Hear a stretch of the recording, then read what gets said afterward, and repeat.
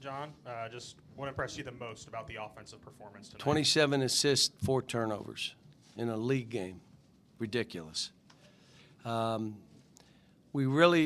stuff we emphasized, they did. I told them, I'm disappointed in you guys, but I was more disappointed in me that I let it get to that. Now, what we did offensively, that's how we want to play. Not scoring 108, but the spacing, the passing, the movement, the cutting. And we kind of got away from that. And it ended up being one action, somebody shoot it, somebody bounce it. And we worked a couple days. And now I don't want to do what I did against Auburn, which is the 2 practices because we traveled and all that. I'm saying we're practicing tomorrow. Now, I'm going to travel after, but we're going to practice tomorrow. And then we're going to practice Friday, and we're going to go to Georgia. Georgia's the leading scoring team in the country. They press the game. They scramble the game up. They run people at the ball. They're really a good team. They're big. They rebound. It's going to be a really hard game for us. How impressed are you, or how encouraging is it, given the first time you guys really get punched in the mouth against Auburn, you come back with this type of performance? You know, it's amazing. I've had more people tell me, I love your team. Today, Julius Randle texted me and said, I really love your team. I said, did you watch the last game? He said, it doesn't matter. Different people are calling me about this group and saying you have a lot of pieces. And what you got to do is there are games where you just got to find 5 guys. Like, we're not doing this, but these 5 are. But we hit a game where we couldn't even find 5. I was looking for 5. We couldn't find 5. And I even told Lamont after, I said, what you just did here, we did at Auburn. It's the same thing. You kind of let go of the rope. We did the same. But they're a good team. I mean, I've watched them on tape. They either won the game or had a chance to win every game they played. We had been the same with top 10 opponents, and then we hit Auburn. So hopefully we learned our lesson. We don't want to feel the way we felt after that game. Yeah, we talked about the paint points after the Auburn game tonight. You guys outscored South Carolina 66-36 in the paint. Was that a big area of emphasis in practice this week, or just what do you make of that statistic? We wanted the court more spaced so we could throw some stuff over the top. So if they collapsed, we had good spacing, and that's what we worked on for 2 days. So we start the game, and I was so proud of Nick. We were at my house, which is what we do before home games, and having dinner at my house, and I grabbed him, and I said, I haven't asked you, are you okay? Like, yeah, I'm fine. And he was fine. Made free throws, dunks, blocked balls, rebounded. I mean, he was really good, really good. But Malik didn't guard like him. Like, you couldn't go by Nick. You tried to drive, he stopped you. Malik still opens the gate. You drive, he opens the gate. You drive, he opens the gate. But he's getting better. But he did some great stuff, rebounding and scoring. He gives you one more guy. Now my job is to get his motor hotter. Got to get his motor hot. And, but they both did well. TB did well. Yeah, and mentioning both Nick and Malik Ewan, it's the first time both of them have scored in double figures in the same game this season. I guess just what kind of element does that add to your offense when both those guys are scoring at a high clip?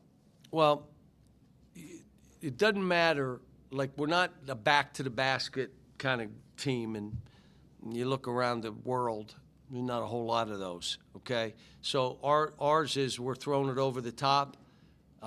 We're driving lanes, dropping it off. We're shooting layups, floaters, and that's how we got most of those points. I mean, lobs are – guys did good. Yeah, didn't see Nick and Malik Ewan overlap, which is kind of wondering how much more experimentation. It was funny. The thing that I went to put Nick in, he goes to the table and he says, let him stay. He's playing really well. I'm like, all right. And then he went down and just go get him.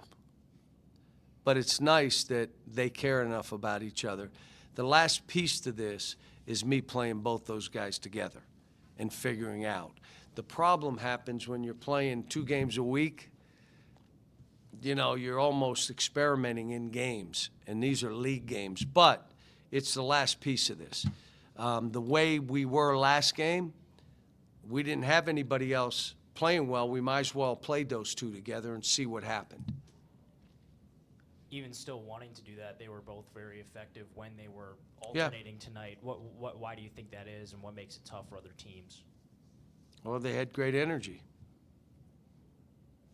I mean, you guys were at the game down there. They bulldozed us.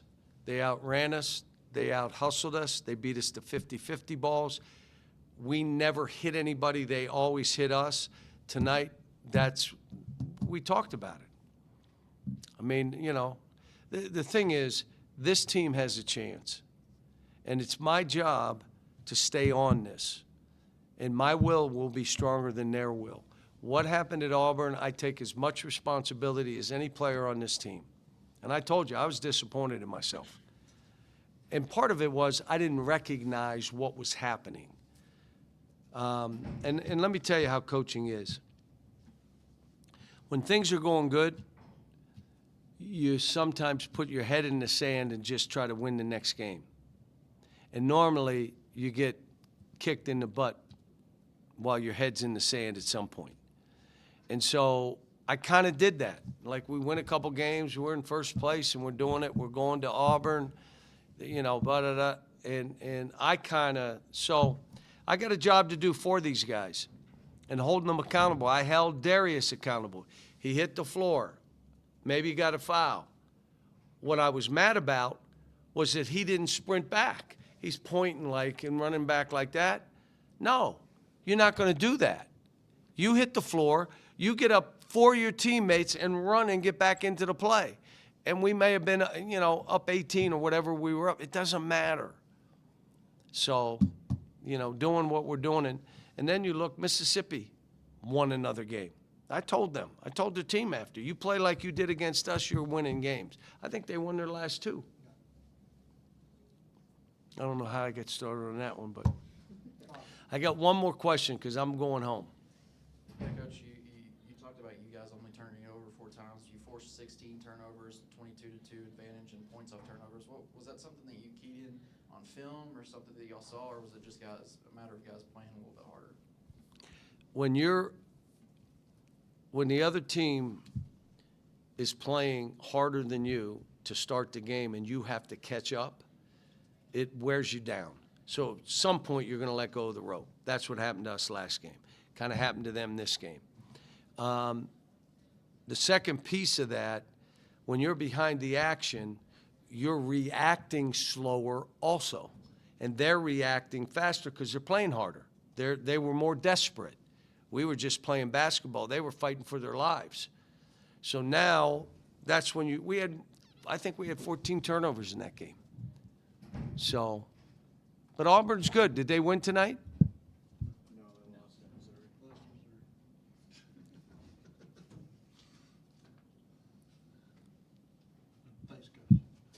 All right, I'm out before I say something.